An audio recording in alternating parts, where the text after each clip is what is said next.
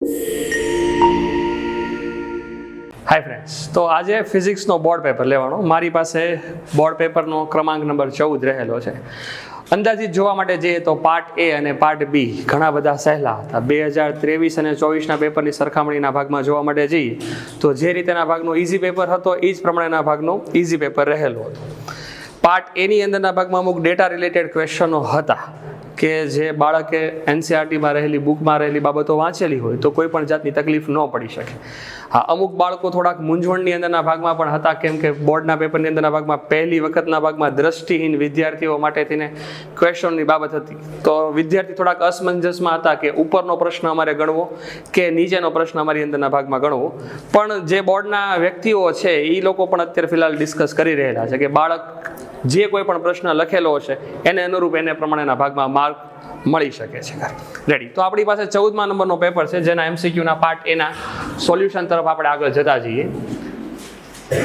પહેલો પ્રશ્ન હતો કે ગોલ્ડના સમસ્થાનિક 79, 197 અને સિલ્વરના સમસ્થાનિક 47, 107 એજીના ન્યુક્લિયસની ત્રિજ્યાનો આશરે ગુણોત્તર કેટલો થાય? આપણી પાસે ન્યુક્લિયસ ત્રિજ્યાનું સમીકરણ છે, દરેક જણા આપણે જાણીએ છીએ. ન્યુક્લિયસ ત્રિજ્યા r બરાબર r0 a⁻1/3. તો બંનેની ત્રિજ્યાનો ગુણોત્તર આપણે લેતા જઈએ તો 197 ભાગ્યા 107 અને એનું ઘનમૂળ કાઢીએ તો આપનો જવાબ 1.23. બીજો પ્રશ્ન, જ્યારે પીએન જંકશન ડાયોડને ફોરવર્ડ બાયસની સ્થિતિમાં રાખવામાં આવે ત્યારે ફોરવર્ડ બાયસની સ્થિતિમાં આપણે જાણીએ છીએ કે પોટેન્શિયલ બેરિયર અને ડેપ્લેશન સ્તરની પહોળાઈ બંનેની અંદરના ભાગમાં ઘટાડો થાય, એટલે વિકલ્પ નંબર સી. ત્યારબાદ કાર્બન, સિલિકોન, જર્મેનિયમ દરેક 4 વેલેન્સ ઇલેક્ટ્રોન ધરાવતા હોય તો એમની ઉર્જા સ્તરો કાર્બનમાં સૌથી વધારે, બીજા ક્રમમાં સિલિકોન ને સૌથી છેલ્લેના ભાગમાં જર્મેનિયમ, એટલે વિકલ્પ નંબર સી. ધાતુઓની અવરોધકતાનો વિસ્તાર ચેપ્ટર નંબર 14 ની અંદર આગળના ભાગમાં પ્રસ્તાવનામાં રહેલો પ્રશ્ન 10⁻2 થી લઈને 10⁻8, વિકલ્પ બી. ત્યારબાદ ઓરડાના તાપમાને શુદ્ધ સિલિકોન પ્રતિબંધ, આ પણ બુકનો ડેટા રિલેટેડ ક્વેશ્ચન. સિલિકોન માટે 1.1 આવે, જર્મેનિયમ માટે 0.72 આવે. પ્રશ્ન સિલિકોનનો હતો એટલે વિકલ્પ બી 1.1. નંબર 6, ધારો કે શુદ્ધ સિલિકોનમાં 5×10⁻28 પરમાણુઓ રહેલા છે. આ પણ સેમિકન્ડક્ટરનો પ્રશ્ન કે જેનું સમીકરણ ni² બરાબર ne અને NH. સૌ પ્રથમ તમારે NH મેળવવો પડે અને ત્યારબાદ Ne, જેમાં ગણતરી કરતા આપનો જવાબ 4.5×10⁹. આગળ, એક ઇલેક્ટ્રોન 2×10⁴ ન્યૂટન પર કુલમના વિદ્યુત ક્ષેત્રમાં 2 સેન્ટીમીટર અંતર કાપે છે તો ઇલેક્ટ્રોનનો પ્રવેગ આપણે દરેક જણા જાણીએ છીએ. ઇલેક્ટ્રોસ્ટેટમાં QE બરાબર mg અને એને જ આપણે શું લખતા હોઈએ ma, તો a બરાબર QE/m. બધી જ કિંમતો આપણે મૂકીએ તો એનો જવાબ 3.51×10⁻15. ત્યારબાદ સમાન વિદ્યુત ક્ષેત્ર જે x દિશાની અંદરના ભાગમાં રહેલું છે અને તેમાં આપણને સમતલ કીધેલું છે x અને y. આપણે દરેક જણા જાણીએ છીએ કે વિદ્યુત ફ્લક્સ માટે વિદ્યુત ક્ષેત્ર અને પૃષ્ઠનો ક્ષેત્રફળ સદિશ બંને એકબીજાને સમાંતર હોવા જોઈએ, પરંતુ આ પરિસ્થિતિની અંદરના ભાગમાં બંને પરસ્પર લંબ છે એટલે આનો જવાબ 0. ત્યારબાદ જ્યારે વિદ્યુત ડાયપોલને અસમાન વિદ્યુત ક્ષેત્રમાં ઈને પ્રતિ સમાંતર રીતેના ભાગમાં ગોઠવવામાં આવે, એટલે જો આપણી પાસેના ભાગમાં કોઈ આ રીતે વિદ્યુત ક્ષેત્ર રહેલું છે ધન થી લઈને ઋણ, આ આપણી પાસેના ભાગમાં નિર્બળ ક્ષેત્ર, આ પ્રબળ ક્ષેત્ર, આપણે એક વિદ્યુત ડાયપોલને એવી રીતેના ભાગમાં રાખી લીધી જેને કારણે એ પ્રતિ સમાંતર રહે.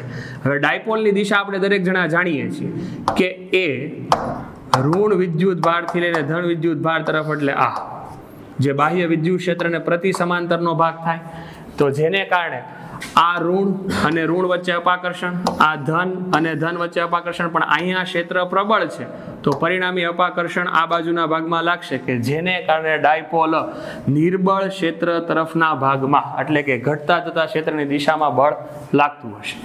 સમઘનની કોઈ એક સપાટીના મધ્ય બિંદુ પર વિદ્યુત ભાર મૂકવામાં આવે. જો આપણી પાસે કોઈ સમઘન હોય અને એના મધ્ય બિંદુ પર વિદ્યુત ભાર તમે મૂકો છો તો આ વિદ્યુત ભાર બાજુવાળા સમઘનનો પણ કહેવાય.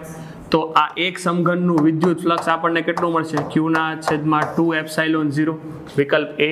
ત્યારબાદ 0.4 માઇક્રોકુલમનો વિદ્યુત ભાર ને એક બીજા નાના ગોળા ઉપર -0.8 માઇક્રોકુલમનો વિદ્યુત ભાર છે, તેમના વચ્ચે લાગતું બળ 0.2 ન્યૂટન જેટલું રહેલું છે. તો અંતર F બરાબર K Q1 Q2 છેદમાં R². અહીંથી R ને કરતા બનાવીએ તો જવાબ 0.12 મીટર. ત્યારબાદ કોઈ એક પદાર્થમાં N1 જેટલા પ્રોટોન અને N2 ઇલેક્ટ્રોન છે તો પદાર્થનો કુલ વિદ્યુત ભારનો જથ્થો. વિદ્યુત ભાર ક્વોન્ટમીકરણ Q બરાબર Ne.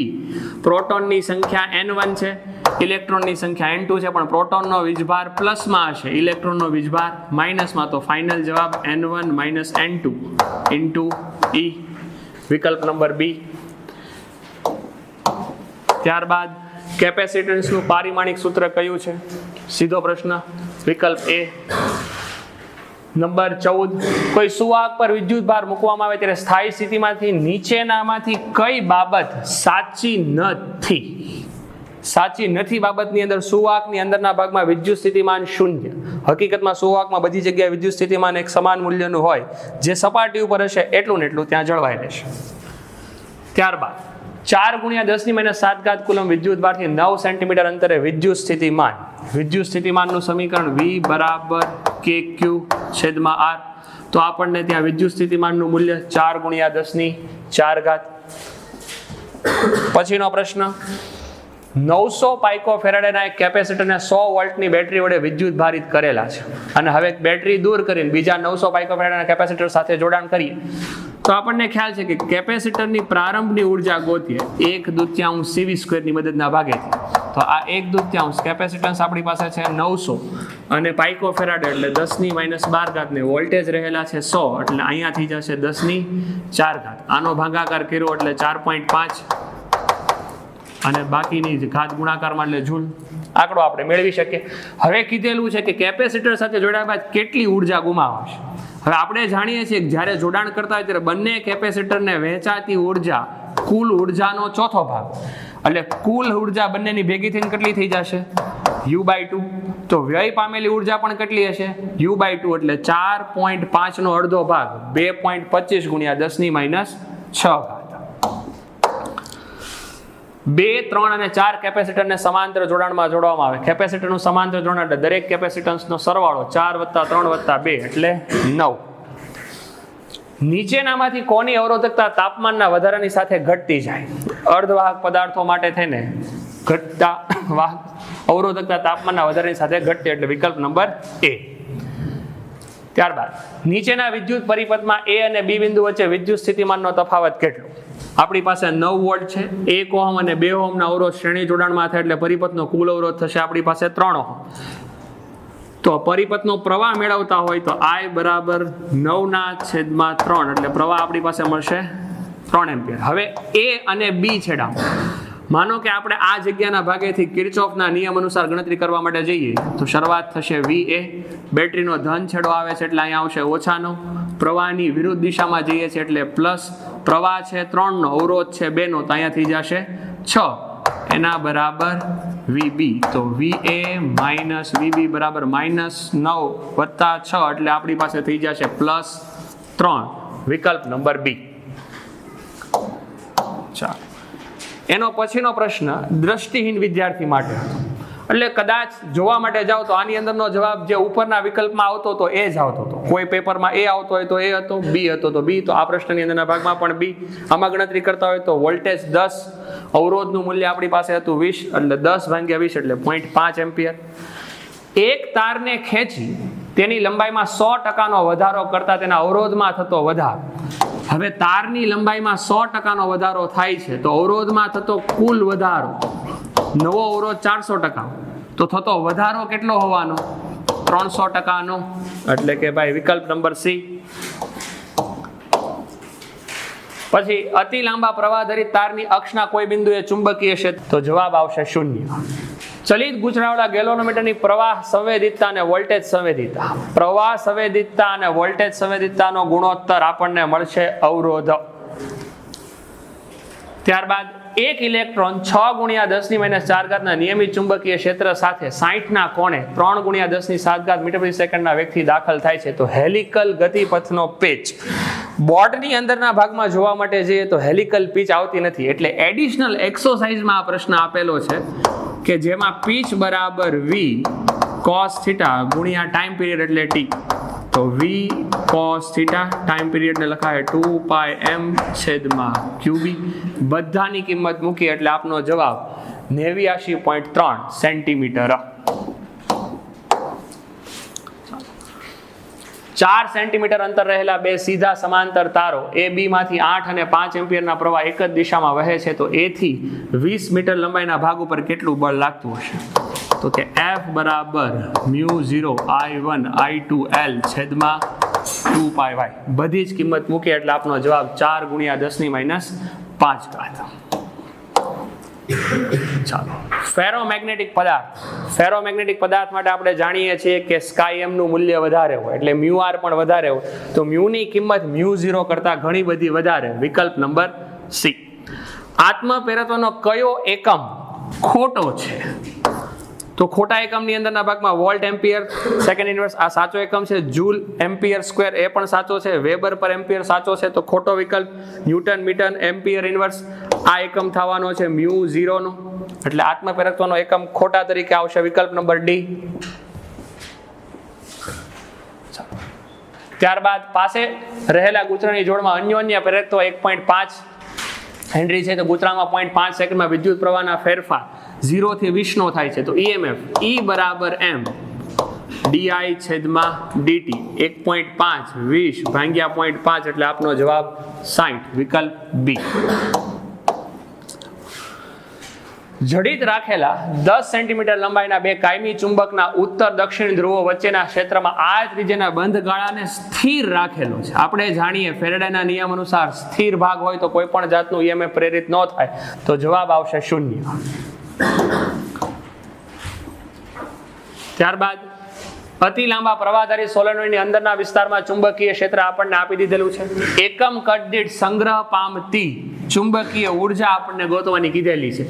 જો આ આપણી પાસે ચુંબકીય ક્ષેત્ર છે તો સંગ્રહિત પામતી ઉર્જા ઘનતા B0 ના B² ના છેદમાં 2μ0, જેમાં ગણતરી કરતા આપનો જવાબ 1.6 × 10⁻². ચાલો, માત્ર ઇન્ડક્ટર ધરાવતા એસી પરિપથમાં પ્રવાહ એ હંમેશા પાછળ હોય વોલ્ટેજ કરતા, કેટલો? π/2. ત્યારબાદ 220 વોલ્ટના સપ્લાય સાથે એક બલ્બને 100 વોલ્ટનું રેટિંગ ધરાવે છે, તો બલ્બનો અવરોધ P બરાબર V² ના છેદમાં R, જેનો જવાબ 484.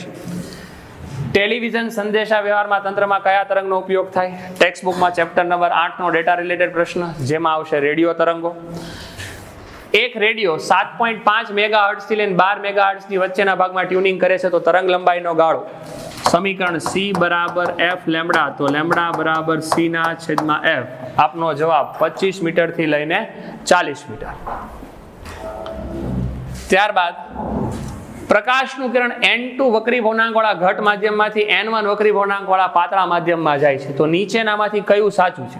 આપણે જાણીએ જ્યારે પ્રકાશનું કિરણ કોઈ ઘટ માધ્યમમાંથી પાતળા માધ્યમમાં જતું હોય તો પૂર્ણ આંતરિક પરાવર્તનની શરત અનુસાર વક્રીભૂત કિરણ હંમેશા લંબથી દૂર જાય. એનો મતલબ R ની કિંમત I કરતા વધારે હશે.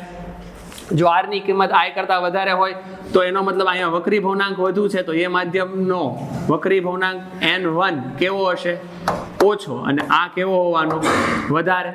તો જો તમે N2 ના છેદમાં N1 કરો તો આ ગુણોત્તર 1 કરતા વધારે, જેને N21 greater than 1 પણ કહી શકાય, એટલે વિકલ્પ નંબર A. પછીનો પ્રશ્ન, એક નાના ટેલિસ્કોપમાં ઓબ્જેક્ટિવની કેન્દ્ર લંબાઈ 132 અને આઈપીસની કેન્દ્ર લંબાઈ 6 છે, તો FO ના છેદમાં FE 132/6 એટલે 22. નંબર 36, યંગના 2 સ્લિટના પ્રયોગમાં 2 સ્લિટ વચ્ચેનું અંતર 0.28 mm છે અને પડદો 2.5 મીટર દૂર રાખેલો છે, તો મધ્યસ્થ શલાકાથી બીજી પ્રકાશિત શલાકાનું અંતર 1.2 સેન્ટીમીટર છે, તો વપરાયેલા પ્રકાશની તરંગ લંબાઈ XD ના છેદમાં D બરાબર N લેમ્બડા, તો લેમ્બડા બરાબર XD ના છેદમાં N કેપિટલ D, જેથી આપનો જવાબ 672 નેનોમીટર. પોલેરોઇડ પર અધ્રુવીભૂત પ્રકાશ આપાત કરતા નિર્ગમન પામતા પ્રકાશની તીવ્રતા આપાત પ્રકાશની તીવ્રતા કરતા હંમેશા કેવી હોવાની? અડધી. અહીં વિકલ્પ નંબર આવશે સી.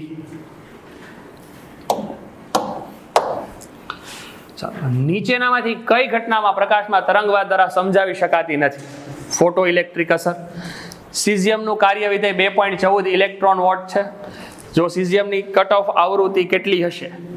તો કે ભાઈ આપણી પાસે કાર્ય વિધેય છે તો φ0 બરાબર hf. આ ઇલેક્ટ્રોન વોટ છે ને જૂલમાં ફેરવવું પડશે અને h વડે ભાંગીએ એટલે આપનો જવાબ 5.16 ગુણ્યા 1014 હર્ટ્ઝ. એક પ્રયોગમાં કટ ઓફ વોલ્ટેજ 2 છે તો મહત્તમ ગતિ ઉર્જા k max બરાબર ev ઇલેક્ટ્રોન વોટ એટલે 1.6 ગુણ્યા 10⁻⁻19 અને ગુણ્યા 2 એટલે 3.2 ગુણ્યા 10⁻⁻19 જૂલ. વિકલ્પ નંબર એ. ત્યારબાદ નીચેનામાંથી કઈ શરતનું પાલન થાય ત્યારે ધાતુમાં ફોટો ઇલેક્ટ્રિક અસર જોવા મળે? જો આપાત પ્રકાશની આવૃત્તિ એ એના થ્રેશોલ્ડ આવૃત્તિ કરતા વધારે હોય ત્યારે આ ઘટના જોવા મળે. તરંગ લંબાઈનો પ્રશ્ન રીતે પૂછે તો તરંગ લંબાઈ થ્રેશોલ્ડ તરંગ લંબાઈ કરતા કેવી હોવી જોઈએ? ઓછી. આમાં આવશે વિકલ્પ નંબર એ. એક લેઝર 6×10⁻14 હર્ટ્ઝની આવૃત્તિ એકરંગી પ્રકાશ ઉત્પન્ન કરે છે તો ઉત્સર્જતા ફોટોનની ઉર્જા. પ્રશ્નમાં આપેલો પાવર ખાલી બાળકોને મૂંઝવવા માટે હતો. આપણને આવૃત્તિ આપી દીધેલી છે તો E બરાબર HF, જેથી આપનો જવાબ નંબર ડી. ગાયગર માસ્ટરના પ્રયોગમાં પાતળા સુવર્ણ વર્ગ પર આપાત આલ્ફા કણો લગભગ કેટલા આલ્ફા કણોનું 1 ડિગ્રી કરતા પણ વધારે કોણે પ્રકીર્ણન પામે?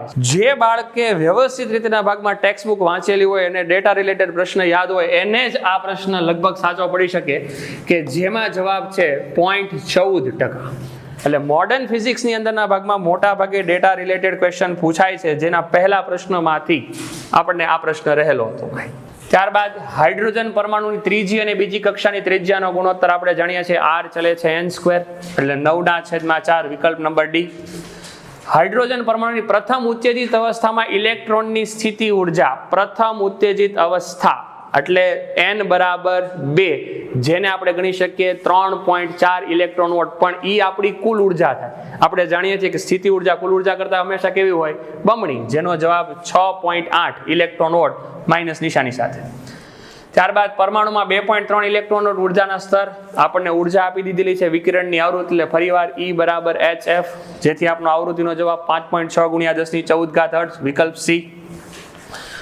ક્લોરીનના 2 સમસ્થાનિકોના દળ. આ પણ ટેક્સ્ટ બુકની અંદર ચેપ્ટર નંબર 13માં સીધો રહેલો પ્રશ્ન. 34.98 હોય તો આમાં ટકાવારી પ્રમાણે છે 75.4 અને 36.98 માં કેટલું? 24.6. વિકલ્પ ડી. નીચેની ન્યુક્લિયર વિખંડન પ્રક્રિયા. આ પણ બુકમાં આપી દીધેલી સીધી પ્રક્રિયા જેની અંદર આવશે વિકલ્પ નંબર સી 54 અને 2 ન્યુટ્રોન.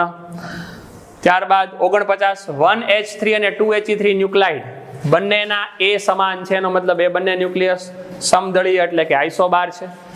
પ્રશ્ન નંબર 50 ન્યુક્લિયસની ઘનતા પરમાણુ દળાંક સાથે. આપણે જાણીએ છીએ કે ન્યુક્લિયસની ત્રિજ્યા 1/3 થી બદલાય, કદ a થી બદલાય, ઘનતા a થી સંપૂર્ણપણે સ્વતંત્ર છે એટલે જવાબ રહેશે અચળ. પાર્ટ બી ની અંદરના ભાગમાં દરેક પ્રશ્નો સીધા જ પ્રશ્નો રહેલા હતા કે જે જૂના 2023 અને 24 ની અંદરના ભાગમાં પૂછાઈ ગયેલા હોય એની જ ક્વેશ્ચનો મોટા ભાગે રિપીટ થયેલા હતા. અમુક બાળકોને થોડુંક દ્રષ્ટિહીન વાળા પ્રશ્નો તરફના ભાગમાં મુશ્કેલી જેવું છે, પણ મેં કીધું એમ કે એની અંદરના ભાગમાં કોઈ મૂંઝાવાની જરૂર છે નહીં. આપણે જે પ્રશ્ન આપણને જે તે સેન્ટરેથી જે પ્રમાણે સૂચના આપવામાં આવી હોય આપણે એ પ્રમાણેના ભાગમાં લખ્યો હોય તો એની અંદરના ભાગમાં ચાલશે. Okay, thank you.